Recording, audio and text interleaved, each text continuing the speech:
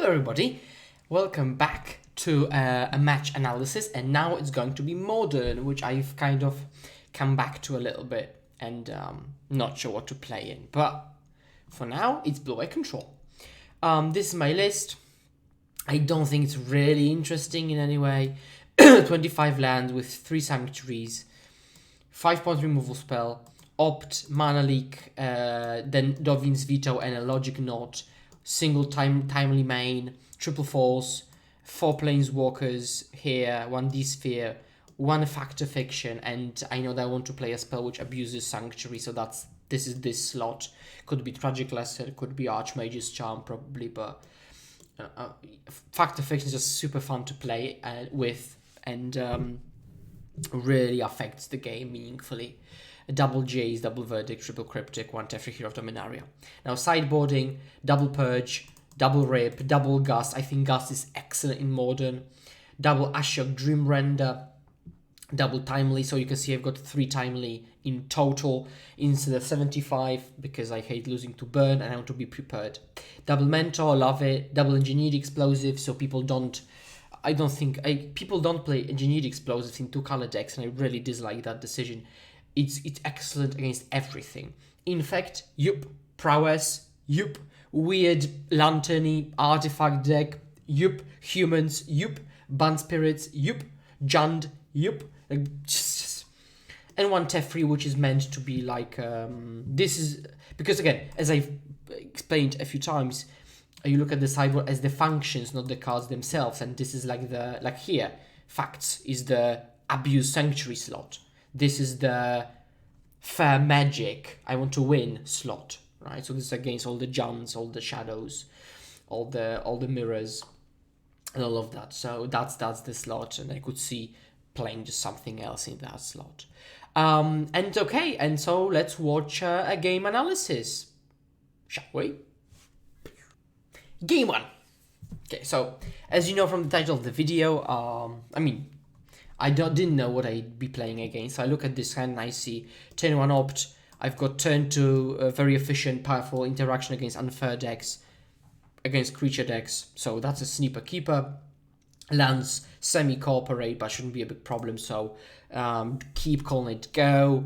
My opponent goes with Blackcleave Cleaves into Thoughtseize. So I think just probably Jund. But I just keep running into these Thoughtseize decks all the time. So let's see what they take. Declare Timely Reinforcement, which throws me off a little bit. I think maybe it's not, actually. Maybe it's not Jund, because Jund I don't think would have taken Timely. Probably would have taken a Veto against, let's say, turn to Ren or turn to Liliana. But sure. So because I want to be able to keep up Veto, I can play Snow-Covered Island now. And so I will. And I don't have a turn 3 play, so I might as well keep this one up this turn, then play this tapped, and then turn 4, shock this in. So mana cooperates very well. So I think that's fine. My opponent goes with a Tarmogoyf, don't care really, but I'll opt because might as well see a Cryptic. That's a tough one, really. Because if it's Jund, and it most probably is Jund, then Cryptic is very good, and I've got 4 lands, and I've got this next turn for a Liliana, so yeah, Cryptic looks good. And I bottom it. Do I like that? I don't think I like that. Yeah, I think I would have kept the Cryptic in this spot. I've got the 4th land. Okay, and I've got Snap, Opt, and I've got all the lands possible, so I think it's safe to just kind of, play that, because I don't have the islands, and pass, keep up Veto. I wouldn't want to Snap Opt anyway, in the face of the Tarmogoyf. My opponent attacks for 2 and passes. No. Places Scavenging Ooze. Sure. I draw a land, and now, do you play Jace? And because what you could do is play Jace and tick up, right? And then it's on 5, and then they have to do something more to kill it, right? There is no food for Scavenging Ooze. They'd have to grow Tarmogoyf somehow, play Lightning Bolt. What I decide to do is, like now, turn 4, I'm now looking at the hand and the situation. I think that I decide that I want to think 2 turns ahead and play Jace holding up veto for potential like bolts and stuff. They go to attacks, they attack. So I think that I can play Snapcaster, right? Target opt. They will eat it anyway. I'll trade here and I'll still hold up veto. So I think that's an excellent spot because they will pull the trigger on the ooze because they want to deny the opt. Again, which I'd foreseen because what I actually want to do is to trade 1 for 1 and hold up veto. Sure, you eat another spell. That's irrelevant.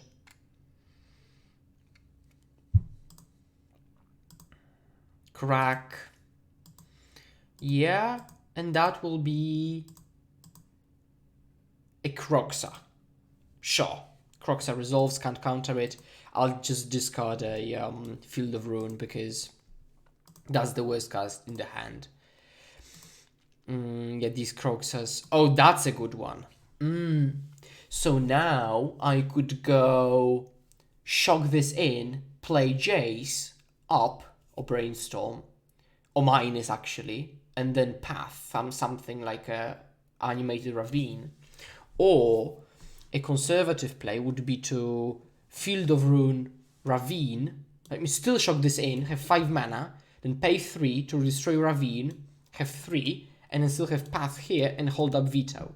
And I am known for being very conservative.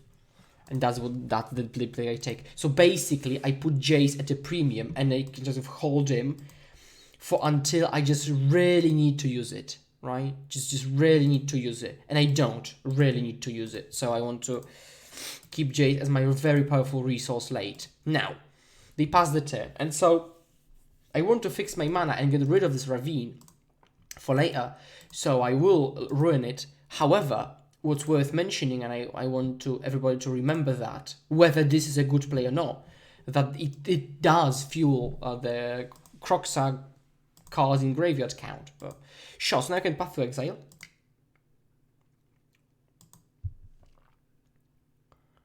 Narset. And again, so because I can go Narset Veto, I will.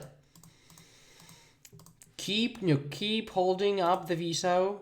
Yeah, take Fawn. That's fine, because if they do anything, I'll just discard Fawn or... Yep, sign me up, 100%, yes. I'll grab a land off of this, so I'll hold up now Fawn. I could theoretically go veto and do that, but that is not a winning proposition. I let it resolve, obviously, because I want to be able to counter a non-creature spell like a Liliana. So if I counter now with either, they will take the other one, right? So I let it resolve, and now I can still hold up the Fawn.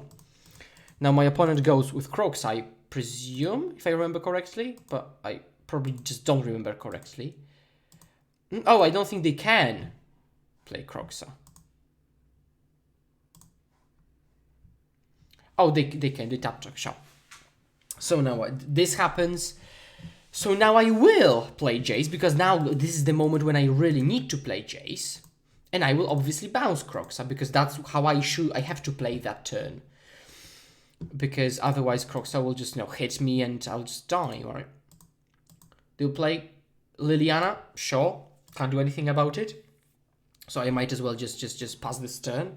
Yep. And they play Call Against Command, so I'm empty-handed. However, I've got Celestial Colonnade, and this is a potential Sanctuary, so... Bash! Hold up Sanctuary.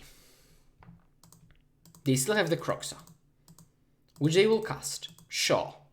I lose 3 life because I can't discard a spell. Play a Goyf. So now I will put... play Sanctuary, put Path on top, if I remember correctly. I mean, that's what I should be doing, absolutely. So I can just pass the turn freely, bash you, they have 0 cards, I hold up Path. My opponent cannot really bring back Croxa yet, I'll Path it. I really don't remember if I won that game or not. I really don't remember. Oh, they're trophying my colonnade, sure. And play Croxa. Play on. We're playing on. We're really we've both been emptied out of resources. Okay, so draw step. I mean, begin combat. Path to exile. Now we're playing a top deck war. Yes, yeah. So this was super intense. Like there was so many exchanges. Like this was a packed. It's turn 11 already, but this was packed with action. And I think that's why I wanted to record this game, because I found it really interesting. Win or lose, and they're passing. Sure, opt. Let's opt the main phase. Verdict. I don't want a verdict. Now this is the moment to push the advantage. Tefri. Yeah. So I will up Tefri because in case they play like a Nuz or Goif, I want to be able to bounce it back. Or a Croxa. Or something. Yep, out obviously. Yeah, and yeah, so that's the thing, right? This is like, that's why you should always like you could down tick and then be angry at a top decked creature. But again, if I can reasonably play around it, why not? And I reasonably played around it, and now I'm not dead. Now I think actually I should have upped the Tefri and hold up Verdict, because if they play a Bloodbraid Elf, I die, right? If I don't draw anything from the Tefri, from the draw. Okay, which I don't. So now, actually, I opened up myself for a Bloodbraid Elf. Inquisition. I'm absolutely mana leaking it, because they don't know that they will miss in some other case, but I force them to tap out a bit. And they play a Scavenging Ooze. Sure. Cryptic Command. Brilliant. So now I'll up. Now I've got 1, 2, 3, 4. I can use both. So if they go to attacks, I'll Verdict. So let's immediately Verdict. Hold up basic lands, because they can't get rid of basic lands in any way. So that's like being super safe tapping. So I think that's also not irrelevant. They break. They've got another land. 4, 5, 6, 7, 8, 9, 10. 5, 6, 7, 8, 9. Sure. Yeah, 9. Doesn't matter, but sure. Now, okay, no, I've got 8 because I can cast double 4 mana spell, and so plus Tefri, and I can hold up double Cryptic Command, right? So now whatever they play, like Peatland, sure, I'm just out top decking them, and we've seen similar number. I mean, literally the same number of cards. Bloodbraid Elf. So Cascade misses because of Tefri, right? So that would have been Ren. Now I'll counter draw because I want to push the game forward. However, I could have bounced Sanctuary, and that might have been a better solution, to bounce the Sanctuary, play Sanctuary, put this on top, then draw off of Tefri. So I think I could have eked out even more advantage, but just never punished. But I think I should have done it now. So again, fetch a Sanctuary now, get this and minus, which I didn't. So I think that I'm losing a lot of percentage points, but I can see these plays now, and you could, so can you, right? So that's a good thing, at least. Bolt me, right? That's sure. So now I'm dead to any Ren, but put Cryptic on top, can't draw the bolt.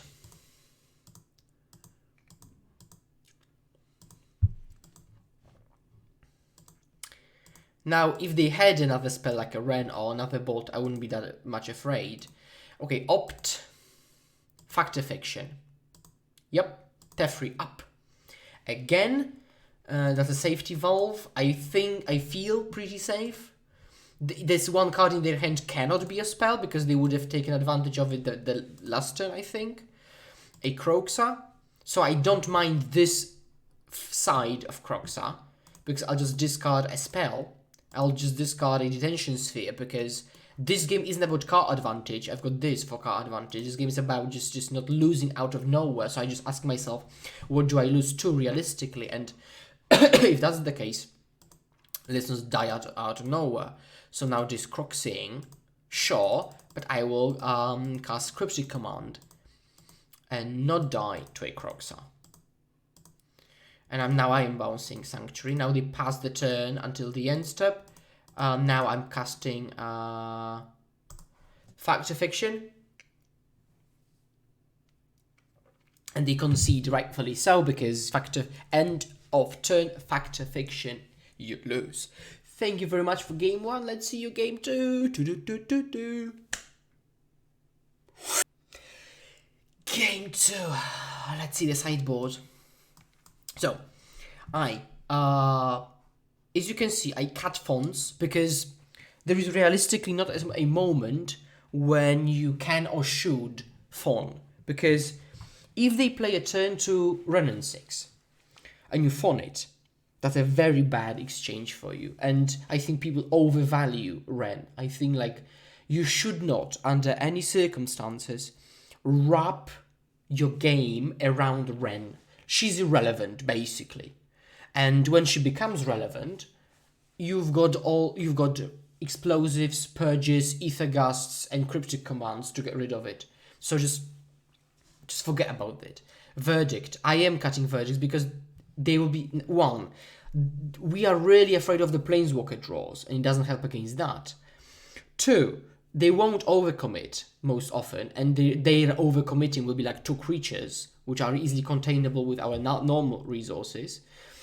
Next, I left in timely, but that was just purely an oversight. I just kind of, when I was sideboarding, I didn't see the timely, so that's the only reason why it's in. It's not that it's good or something. Path House, I just trimmed on the removal because, again, we're afraid of the Fulminator Mage, Liliana, Ren draws, not like turn 2 Goyf, turn 3 Goyf. Like, I really don't care about these draws with all the Jaces and Snaps and the rest of paths and Ether Gusts and Teferi to bounce them. I didn't side in Mentor because I just don't know what to cut for Mentor. And I think it's just necessary to set up a good Mentor turn. Because if you don't, you can just get K-commanded, Abrupt Decayed. Trophied is not that bad, but the worst case, it gets Liliana'd. So, yeah, I just haven't figured out what to do with it. And this is the hand. Do you keep? Have you let's think about keeping or not? I think this hand is a keep. It has got a lot of high priority spells for them to get rid of, basically. They got rid of Snap. That was, yeah, finally someone who knows it's now. I mean, it's always the case. They go, thought sees you, think, take Snap, custom Mage.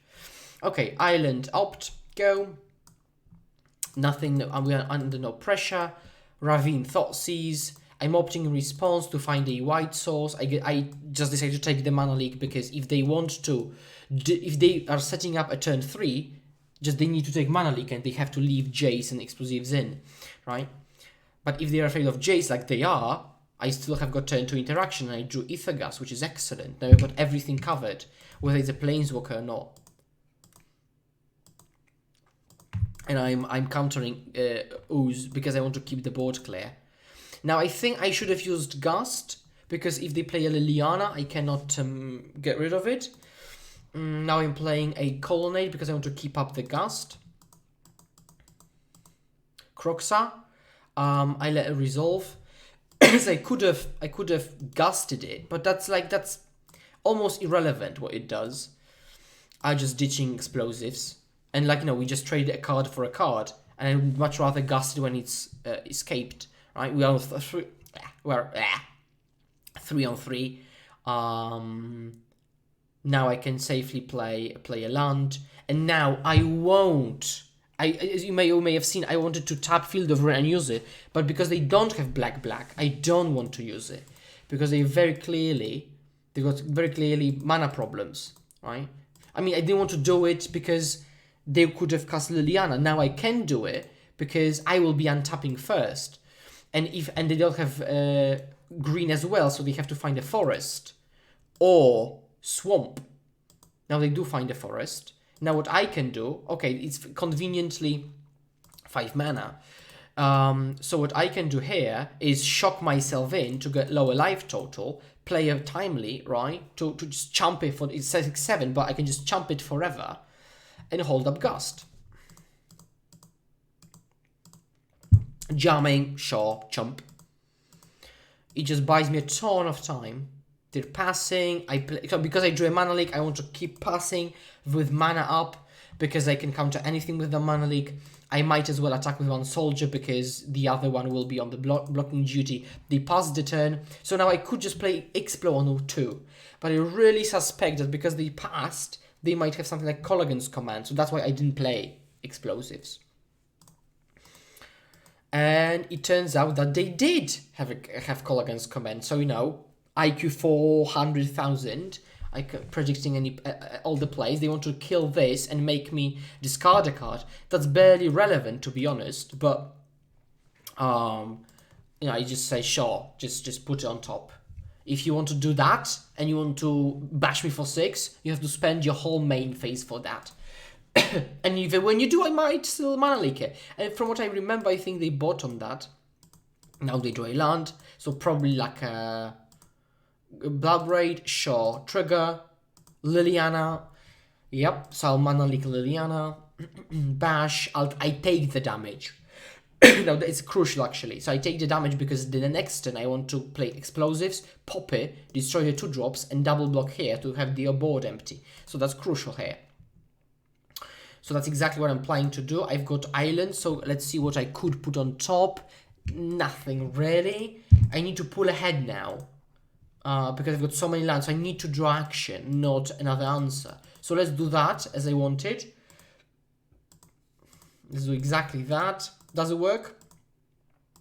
It does. Great. And I can just play Croxa. Oh, they don't. What's the... So they may have missed it. Or they just want to keep up some, hold up some interaction. So, I'm slamming now set, create more card advantage, probably, yeah, taking opt, because, again, I don't want answer, I want to pull ahead.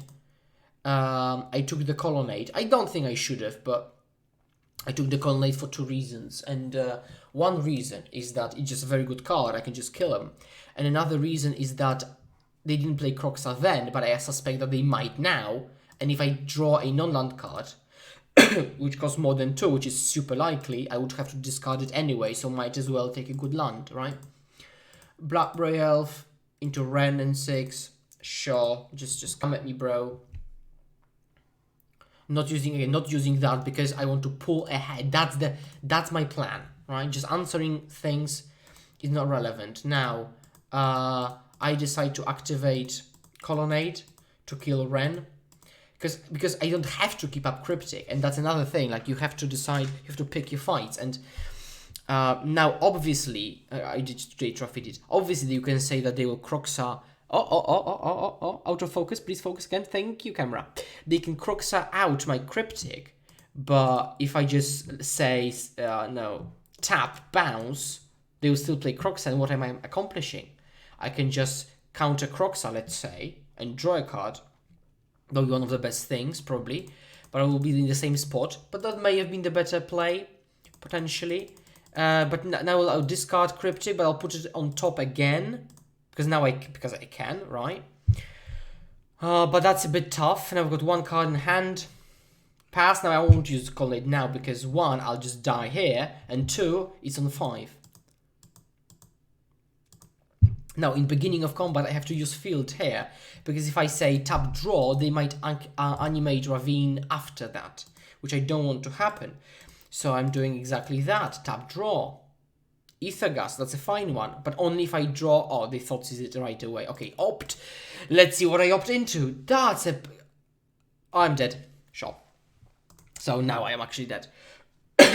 Because I bashed them with Colonnade, but again, it doesn't matter. They'll just kill me on this on the backswing, right? And even if I held up Colonnade, I block here, and they attack 3, this, and minus of this, and its activate ability. So yeah, that was game 2, also packed with action. So this seems like a very dynamic games with packed gameplay. But let's see us game 3.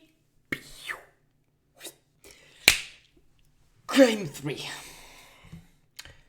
Sniper Keeper. Very good hand. I'm leading an opt. Normally I would probably just play a Colonnade. A tapped land. I love playing tapped lands in Modern. That's my jam. Tapped lands in Modern, especially on the draw. But I really want to find land. So if they acquisition me, I really want to find a land. And like, sure. So just tap land. I have found a land. Now I can say I can safely slam, turn to explosives into whatever they might play. Because explosives on 2 is really great against Jund. And, you know, the argument that they might have Colgan's command is, like, kind of valid. Because how many are they playing? 2, 1, right? It's like, that's that. And the upside is that they can't overextend into or play Ooze, Goif, Ren, or Escaped Croxa. So, like, no, like, it's a calculated risk. But that's really a risk, because playing a card that can be answered, that's not a risk. Because by that logic, you wouldn't play creatures, because they could have good removal. Not how it works. So, just playing a land and passing. Obviously, I could have just opted main phase, but I might as well shot it. But I just might not. Because I don't want them to tap out for something I don't want to see. They're just jamming. I take the damage, because I don't want them to follow up with a 2-drop, and they don't. And that's probably enough for me to just pop the explosives. That's enough. Like, they don't have the board is empty, and I can untap turn 4. That's enough for me to be happy, really. Draw a land. Now I'm slamming Jace, because I will go up to 5, and there is almost no way they can kill it from that position. I mean, they would have to literally have, like, you know, Redland, Bolt, right? When if that's the case, they would probably they would have to spend 2 cards.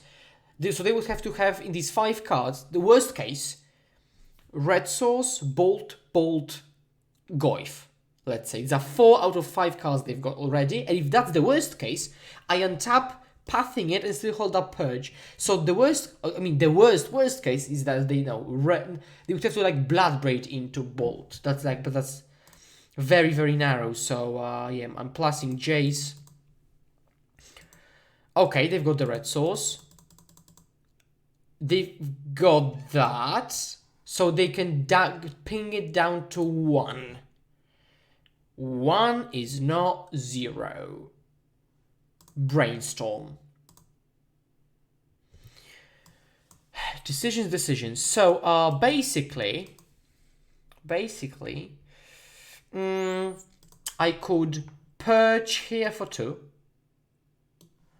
Path it. So it's 3 mana. 1, 2, 3. And I could still hold up Logic Knot. So I have to, for example, I can put these 2 back. And I can go boom, boom, boom. That's great. Sure. So, yeah. I can just do it now, because I don't want to pass priority accidentally. Play a land, pass. So I feel pretty safe about Jay surviving there. And I'm now not going to counter anything that's irrelevant. Bloodbraid. Let's see what they flip into. Trophy. And they didn't cast it. And that was like super level play, actually, because they think that I'm going to kill. I mean, they think I will attack Jace with double elf. So I would have to have double removal for elf to keep the Jace, right? Which they think is unlikely. So they'd rather not give me the land off of trophy, right? And just kill it naturally, right? So from their side, it's like a greedy-ish play, because they don't want to give me the land. Because they made a probabilistic play. But now I will punish them, because they thought that's the case, and I will just path 1 and block with a Snapcaster Mage. Because again, keeping Snapcaster is way less important than just keeping Jace. So, but I will play, now again, small edges. I will play Snapcaster first, and I will let them let me block. Because if they don't let me block, I will just not path. Because if they bolt it, the damage goes here. Why would they path? But they don't have a bolt, because they would have bolted the Jace. So they might have a push, but they wouldn't have a push. So that's a safe block. I hope that reasoning is clear. So first I make the block. Now I cast path. after the block has been declared, and now I know that this damage is not going through. So just... Now I untap, draw a Purge, Brainstorm.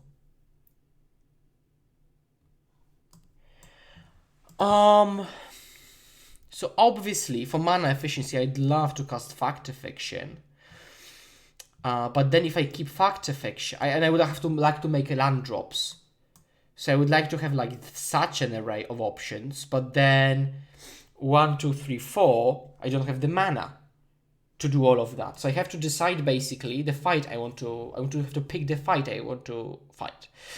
The battle I want to fight. So I have to decide. I mean, I could just put Fact, land on top, and hold up the 3 interaction spells, which is probably the best, like the safest play. So what I decided to do is put Path, Purge on top to so maintain this super, like the controlling plan. I'm putting another Purge on top, so then I can Fact, and then I will draw a bajillion of removal spells after. They've used a Bloodbraid Elf and a Blindbraid Elf. So there are not that many things I'm really afraid of. Goyf, again, I really don't care about a Goyf. And a Goose, which I don't care about. And a Fulminator Mage. So now, because I would have to make the decision, and that's mainly irrelevant, I'll just Fact in response, and then I see if I want to Logic Knot it. So let's cast Factor Fiction. That's the and my opponent scoops when they see that pile. So they did that game 1, they do it game 3, they just concede in response to a Factor Fiction. Thank you very much for watching this video. Remember, please like, comment, share, subscribe if you haven't already.